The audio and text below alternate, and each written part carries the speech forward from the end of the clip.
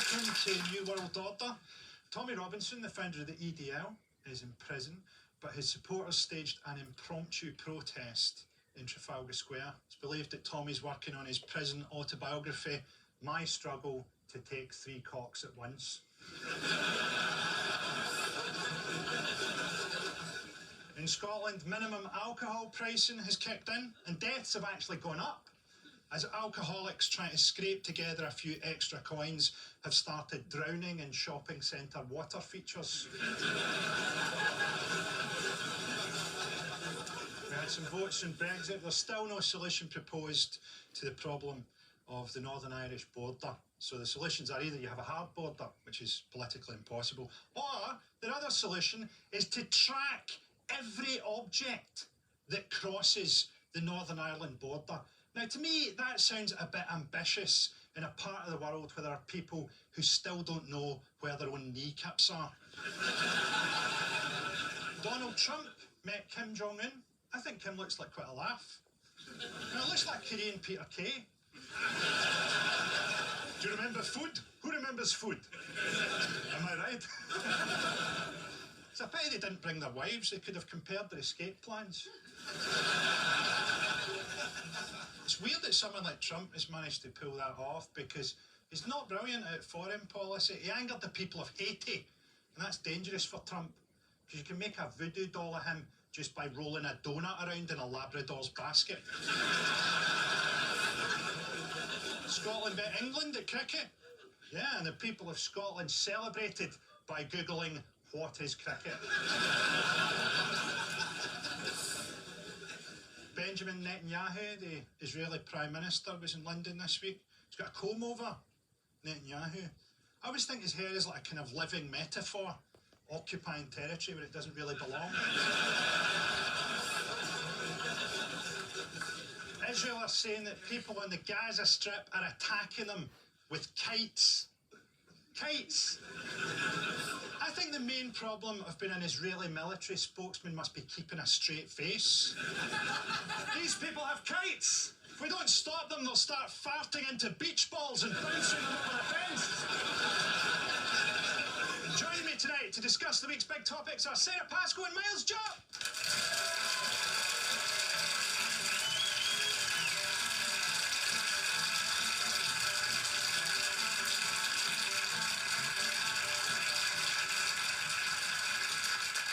Hello, Sarah. Hello, Miles. Hello. Congratulations on your victory in the cricket, Frankie. I can't believe Scotland would be any good at a game where rain stops play. Yeah. It turns out that when it doesn't rain, they're good at it. They just don't get the opportunity to test that theory very often. I watched, after the summit between Kim Jong-un and Trump, the White House actually put out this film celebrating the meeting. So we've got a little clip of it here. What if a people that share a common and rich heritage can find a common future? Their story is well known, but what will be their sequel? Destiny Pictures presents a story of opportunity, a new story, a new beginning, one of peace, 2 men, 2 leaders, 1 destiny. What if? The future remains to be written. That to me is the ultimate in postmodernism. Donald Trump giving a statement about meaning that is meaningless in a trailer for a film that doesn't exist. I think it's genius. I think that's the cleverest thing they could have done. He's obsessed with films, so that would have worked. And also they showed it to him on an iPad, like here's a gift that Donald Trump described as a cassette. Tonally, it's like when you check into a hotel room and there's an advert that's playing on a loop on the television continually that you always instantly turn off. Or something that they make on The Apprentice. I want you to go out there, make a trailer that will solve years and years of disunity between North and South Korea. I want it to be profitable, but the main thing is I want an entire nation of people to no longer have to starve. Whose idea was it to taunt China? Okay, our first motion. Elites aren't all bad. is one of the things you'll soon learn in a re-education camp. It increasingly feels like the country's becoming divided into two groups, those who own property and those who will one day rise up and kill them. It's 2018, and for all the talk about equality and diversity, the UK has all the social mobility of a Thomas Hardy novel. If you're born posh, you stay posh. You can go into as many branches of Greggs as you like. You'll never find anyone working there who used to be a Viscount but gave it up because they couldn't handle the pressure. And their upper classes behave appallingly because someone will always bail them out. So they live a life of risks, whether it be waiting for daddy to die before next term's fees are due, or hoping that what the Filipino nanny is screaming is that she enjoys BDSM. Joining us to discuss class war, please welcome Desiree Birch and Romesh Ranganathan.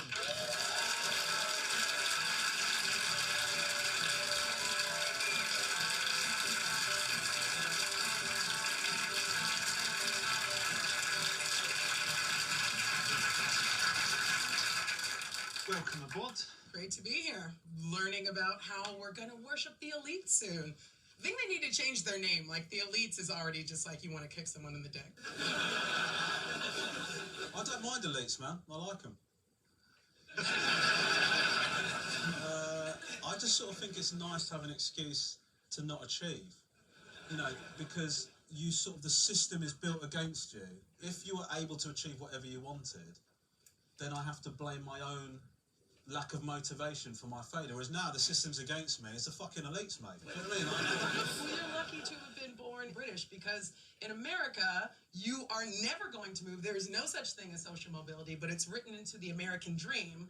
And it's like everybody thinks that they're supposed to try to pull themselves up and do the entire thing, even though it is far more impossible to do there than in a host of other Western countries. But you say that to me, and that, to me, sounds liberating. Do you know what I mean? You sort of go, I am never going to get out of this shithole. They don't know that. They think that they can, that's what I'm saying. We should be publicising the elites and making people more aware. Yes. Do you know what I mean? Agreed. Your dreams mean nothing. Britain's very class conscious. I mean, it's different in America, isn't it? Yeah. Are we all conscious of our class here? Miles, I think we know about you. What's amazing to me is I saw this show last week. He was in a suit. Now, trying to disguise himself, he's gone all urban. So solid, Jup. How many of So Solid Crew have you worked with, Romesh? I haven't, because I mean, One. Fuck you. I'm from the streets. You are not welcome to play with us. Do you do that thing where if you're talking to somebody who you consider to be working class, like a tradesman? I can't see how this would happen. I honestly can't. Does your door not have a spy hole? No, sorry. There's a thing, and I think only men do it, and I think that's a huge gender sweeping generalisation, but I think only men do this, where they put on a more all right mate voice in taxis. Builders as well. I think it's very, we've got builders who going. I'm not going to go and going, all right, guys, all right, mate, hello, all right, because I'm thinking, you've just sent me the biggest fucking invoice I've seen in my life. I'm paying you thousands of pounds every week while I just wander around the house in my pants thinking, where the fuck's this money going to come from? I mean, I think I should go, guys, just stop working. I cannot afford to pay you. You've won whatever this battle is. You've broken me. It's not finished, but you have to leave. Mate, you know. What class would you say you came from, Sarah? Well, I'm the best kind. Because I was born to teenage parents in Dagenham, and they were both unqualified and very poor. But at the other side of that, they also both had parental support and big families.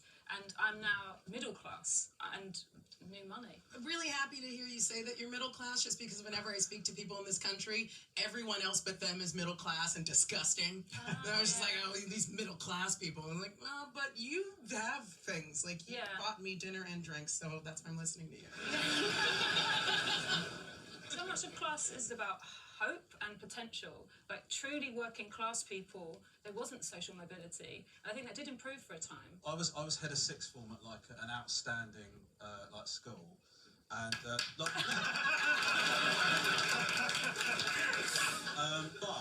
I moved from that school because I consider myself a hero of the people, and I fuck you, mate. I left that school to go and work at a comprehensive school that just come out of special measures.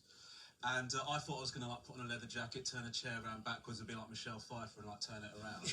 But the thing is, at the Outstanding School, we used to do this evening where we tell them about university finance and how to apply and stuff like that. It was a wonderful evening.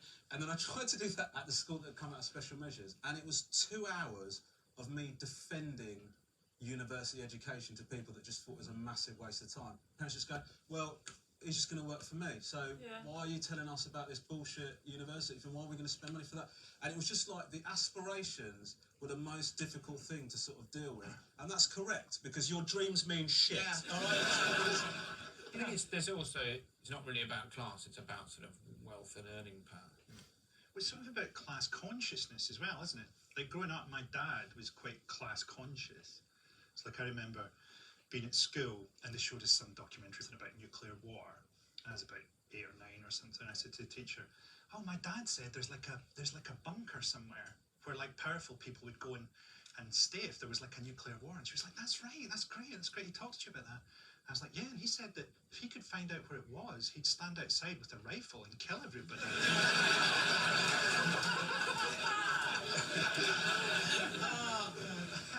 So, the class system is ingrained in British society. A third of the land in England and Wales is owned by the aristocracy, while half of Scotland is owned by just 500 people. Having benefited from the class system for years, some struggle to see how it could work any other way, as shown in this probing Channel 4 news report. Francis Fulford's family have lived in this house for the best part of 1,000 years. They're old-school landed gentry, but the old rules still apply when it comes to who inherits the estate. The men always take precedence, so Francis Fulford got the place over his older sisters. Why change it for no particular reason? What is the big reason for changing it? Because it's unfair on women. Why is it unfair on women? Everybody knew the score. Francis was the 25th or so Fulford to get the house, 3,000 acres and more than 20 cottages. Is that your children doing something out there? Yeah, With a shotgun? probably.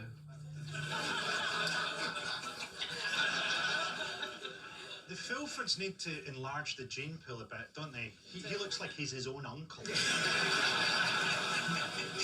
Also, his views are probably blinkered by hereditary syphilis. When they knew the score, they shouldn't have been born women. They could have had limitless power on boobies and they chose booby.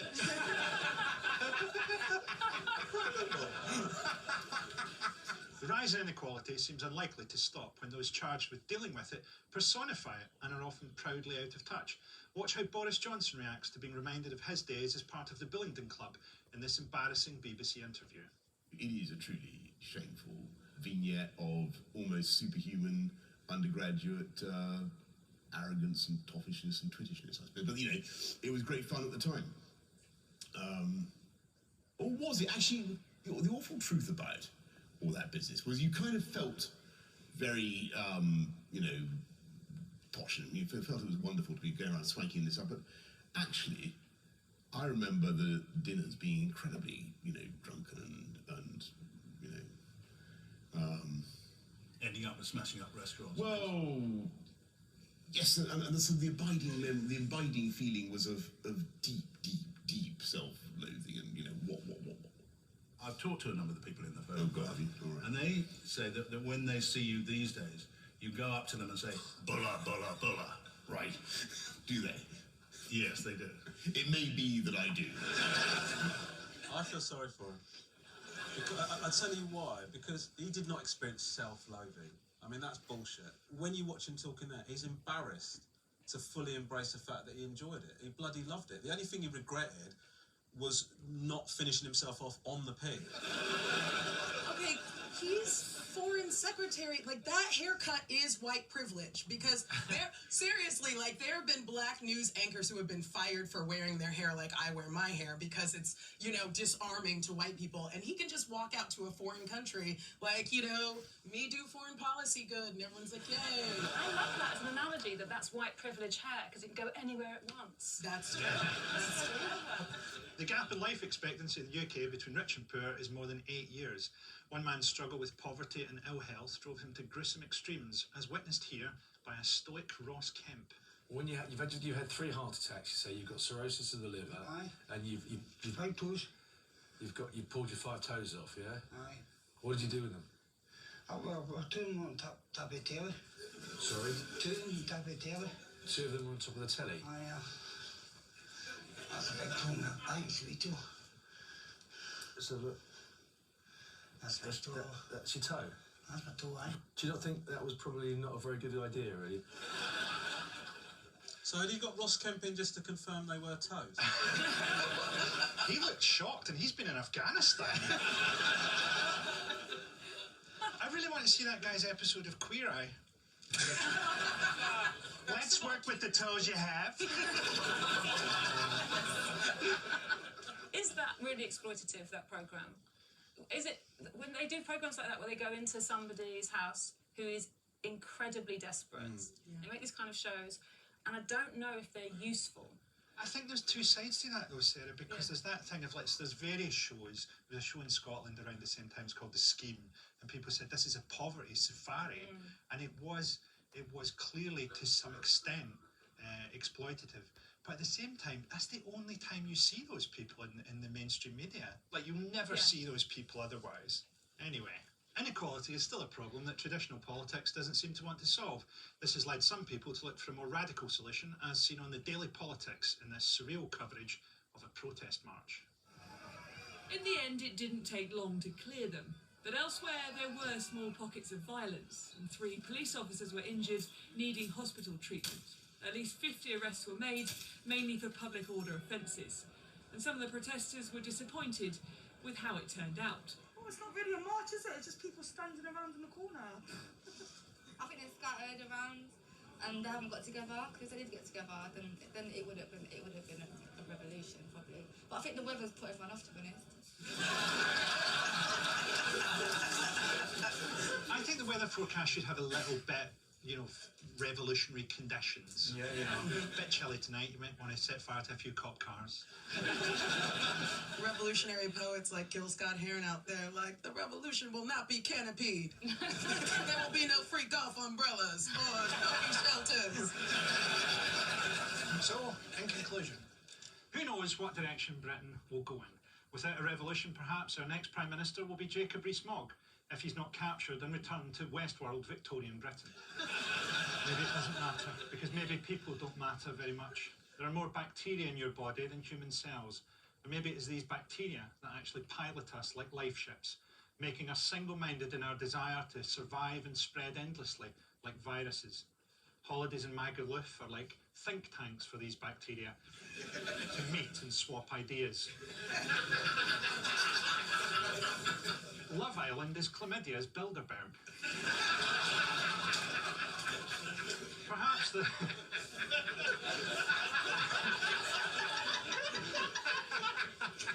the whole of human history has been shaped by bacteria for its own ends, leading us to this point where bacteria can finally travel to a new planet under Elon Musk's foreskin.